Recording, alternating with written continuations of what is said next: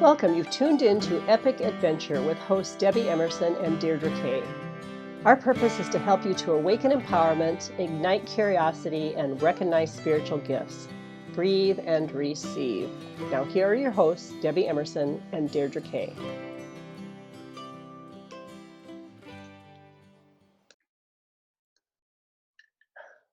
Hello and welcome. I'm Debi Emerson. And I'm Deirdre K. The purpose of our show is to awaken empowerment, ignite curiosity, and recognize spiritual gifts. Breathe and receive. In our last episode, we talked about grounding and how it helps to ignite our curiosity. And in this show, we're going to talk about how we recognize our gifts. So, Deirdre, go ahead and take it away. How did you begin to recognize your gifts? Well, it was one of those things that I didn't realize that they were gifts. I was drawn to certain things. When I was in junior high, one of my science fair projects that everyone thought was just, what? It was on colorology. And that was in the 70s. That was, too far back to remember. But no one really had heard of it. I hadn't heard of it, and that was where my interest was. And so that colorology went into numerology, and wow, look what these numbers are doing. So I look at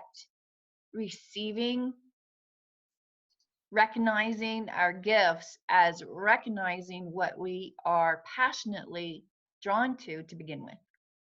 Right. So the things that we're naturally interested in are really a big indication, big clue about what our gifts are. So maybe you're the type of person that is very tactile and you like to touch things. Or right? Maybe, so that would be like feeling, or maybe you're sensitive. People have told you that you're very sensitive or you're too sensitive. That's what oftentimes people hear. Well, I think being sensitive is probably a good thing. It's just a matter of learning how to manage that. And a lot of people are scared of that, how many people do we know that say, oh, I can't handle big crowds because I'm too sensitive, right? It overwhelms me. I can't. Which in fact, perhaps if they just recognized that sensitivity was a gift. Yeah, and it is a gift. It's just a matter of finding the right way to manage your energy and to, I don't like to necessarily use protection or, because to me, protection sort of connotates a resistance to other energies. But Right. There's ways to, like we talked about grounding in the last show, there's ways to, if you're grounded and you're connected to the earth, then any energies that do find their way into your space, whether it's emotions or, whatever, I kind of see it like the tube at the bank. It just kind of sucks everything down. That's a really good analogy. So, yeah. And it's, I've practiced this stuff for a long, long time, for many, many years, but I still oftentimes get wiped out energetically when I'm around a lot of people. So it's just a matter of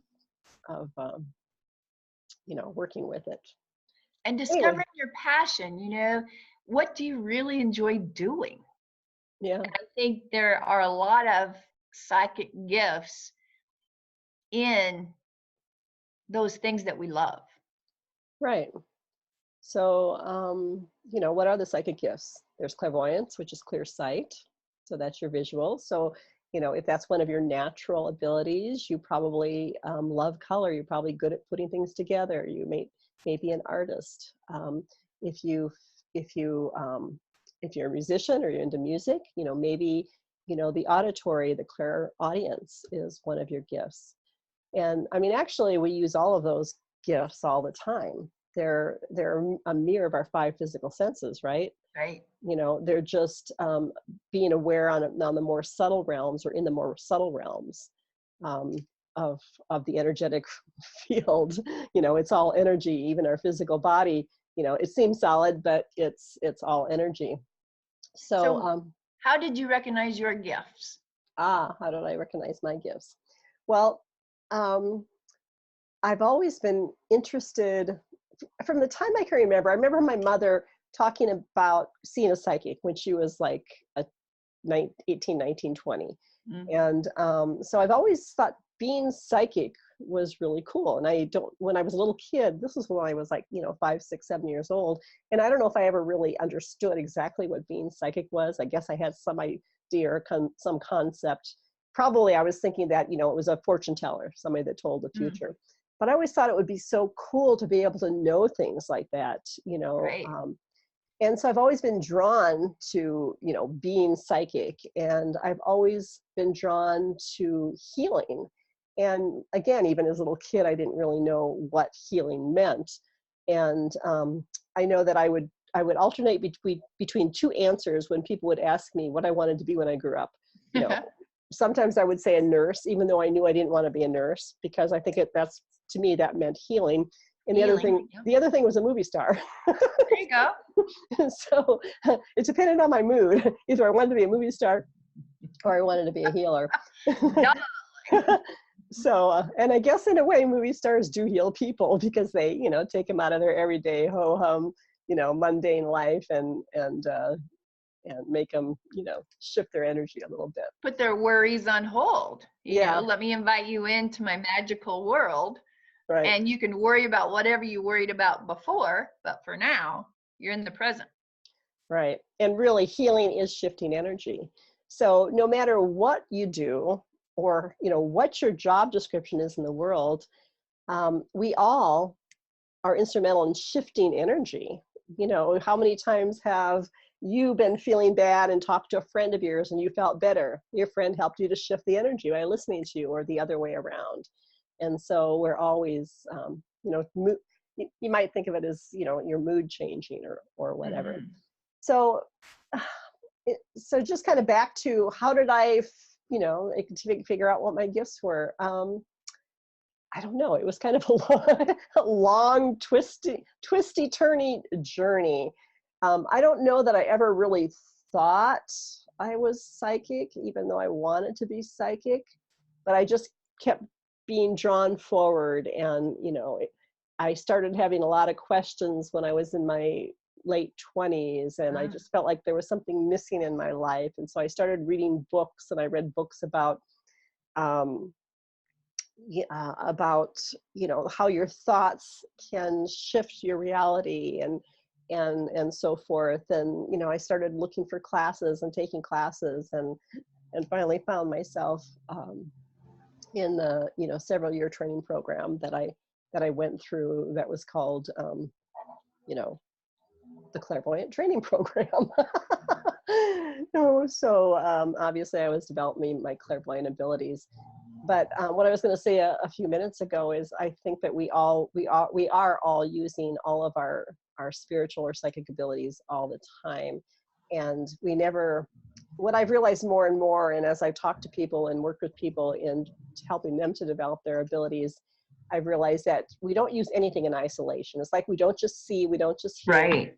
We do it all together. And it's the same thing. Yeah. Even if you're focusing on developing your clairvoyance, you're also, hearing information, you're feeling information, you're knowing information. And and it's like when we were born, they didn't cover our ears so that we could just focus our eyes. We learned all of it at the same time. Yeah. Yeah. So it's like we have all of this stimulus coming in from all these different sources, and our amazing, body, brain, mind translates it all into something that's understandable. In fact, it's, a lot like a radio receiver. We're this incredible radio receiver. We're receiving all of these different bands of information, and, it congeals into what we see as our reality.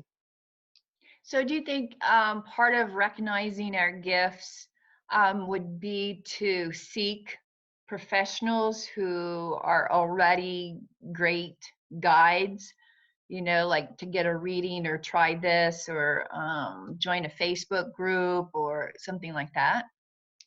I think that is helpful. I went to psychics for a long time when I was, exploring my gifts and sought out classes. So yeah, I think having a guide is always helpful.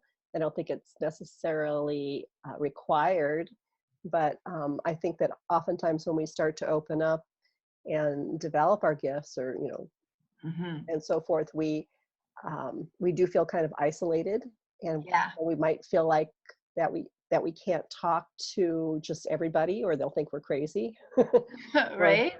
tell us we're stupid, or whatever.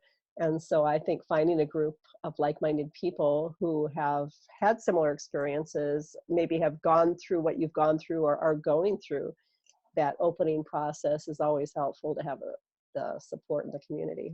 So yeah. And when you just said that, it reminded me of when I was in New Zealand, and the friend that I was with said, "Hey, do you want to have a reading?" And I'm like, "What?" So we did. We called the psychic. She had a full schedule. She said she couldn't see us while we were there. So, it's like, all right. The phone rang again, like in 20 minutes. And she said, "I don't know why, but I've got an opening if you can come here now." And we're like, all right. So we all went, and I had my reading. And for me, I sort of forgot about that until you just said, she really um, helped me acknowledge that there is more to our life than that linear, I was born, I went to college, I went to high, a lot of, that linear thinking. Mhm. And for me, it was very helpful to have a reading to open my awareness. Yeah, I think that's really true, because I know, thinking as you're talking about that, I'm thinking back to the very first tarot card reading I had, Right. and it was pretty amazing. And I just remember thinking, how can shuffling this deck of cards and then pulling some random cards, come out in a way that's going to make sense to the person reading the cards, and to make sense to me. Yeah. Right. It just gets you, starts you thinking of, like, well, maybe life and reality isn't as random as we think it is. So And to yeah. think, yeah. And it blows my mind at this moment that I ever thought like that. Is like, you really thought that this is all there was. You really thought that it was linear. You really thought that, you're 10, and then you're 15, and then you're 25, and then you're 30, 40, and you're dead. you know it's like, you Hopefully really longer than thought that. that was it. Well, maybe a little older, maybe 80. But I think my 40 came in because when I was 39 is when I was diagnosed with cancer. Mhm. And so I woke up on my 40th birthday in a hospital bed. I had had an emergency appendectomy, and I literally started my new life that day, because wow, I didn't know somebody this young could just, kick it. And that is when it really started, like, now there's got to be more to this life, right? Yeah. Than the linear, oh, I'm 40 now, I'm old. And there's so much more. There's Yeah. just so much more. And it's interesting that you're bringing that up, because a lot of times people do have some big shift or change in their life, whether it's a breakup of a long-term relationship, or a health crisis, or Right. an injury or an accident. And oftentimes that makes us kind of look at things a different way and realize there is more than we ever thought there was. And I'm glad that I had that reading in New Zealand. It was probably 2 years before my diagnosis. Mm, So when I got the diagnosis, and then I ended up in the hospital and woke up on my 40th birthday, it really was the physical earthquake shift of, are you really going to keep choosing the things that you're choosing? yeah. Is like, no. And here I am. Yeah. Yeah, so it is a journey, and I think we're all on the path, somewhere or other. And everybody's path is unique and different. And even the people who aren't avidly seeking to develop their psychic abilities or their healing abilities or whatever, oftentimes they're some of the most psychic the best healers, you know, around, and they just naturally do what they do, and it's just part of who they are. And you know, one of the first things that come to mind is, not that I, well, one of the first things that come to mind is like somebody who's really good playing the stock market. I mean, Ah, you know, these people who just, you know, they, yes, they probably have some training and so forth, but there's just something, this intuitive aspect, you know, within them that helps them to choose the right things. And I think I mentioned in another program, you know, doctors, oftentimes it might not be the logical, the logical reasoning to come to a diagnosis, but just out of nowhere, you know, they get some information that saves people's lives. And so, yeah, I think we all receive psychic information all the time. and I think the big deal, you know, like all of these people, you know, they're following their gut, Yeah, right? And I look forward to the day that the conversation includes, it's not just my gut instinct, I'm using my intuition. I'm using all of our energy and all of our empowerment here on this earth to guide myself. I think that is like the where I foresee all of these conversations. Like, why are we even having this podcast? I think it's because we hope that other people can listen in and say, oh, I've always been drawn to this. Oh, maybe I am recognizing my gifts. yeah, Maybe I am using my psychic ability, and that it's okay to say psychic ability. You know, we don't yeah, have to cover it up with, oh, you know, it's my gut instinct. Well, what is that really? It's a yeah. gift. Yeah, And that's a good point, because it's like there's these safe ways to express things. And right? it could be that you describing exactly the same thing, but if you use different words, then these words have, you know, pictures and emotional charges on them that freak people out sometimes. And when we use the everyday word, yes, people put down their barriers and not resist it so much. And I find myself in my group that I'm in always backing away from how I'm speaking now to make it more accessible to the everyday person. You know, like I said, you know, just to say psychic or I'm psychic, it's a big, right? Yeah, And I find that my hope and my knowing is that in 5 years' time, that these kind of conversations won't be needed because everyone already knows that we're all psychic. We are all using our energy and we can shift that energy at our will. yeah. And there's a lot of people out there talking about this, a lot of very well-known, famous people, and I think that's wonderful that they're bringing all of this information Right? that is Yeah. part of us, and bringing it into the world in ways that the average person can access it and begin to utilize it. So I think it's so exciting, you know, and for our topic today for, you know, recognizing your gifts, you know, we've said, you know, what are you passionate about? You can use books, you can sign up for classes and become aware of that gut instinct because that is a huge GPS moment for you and your individual life to follow. yeah.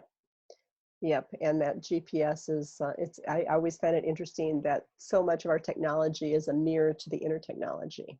So Say that one more time. I love that. I love it that so much of our outer technology is a mirror to the inner technology that we have within us. So that Perfect way. Perfect way to personal wrap that up. That is guidance system. beautiful. Yeah. Yeah. So trust yourself, go within, you know, connect more and more to your heart, and your heart will never lead you astray. Beautiful. All right. Well, thanks for joining us on this episode, and we will see you next time. Bye for Thank now. you. Bye.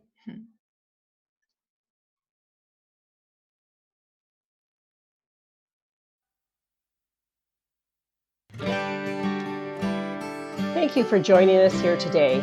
We encourage you to go forth and create your own epic adventure as you awaken to your own empowerment, ignite your curiosity, and recognize your spiritual gifts. Breathe and be willing to receive.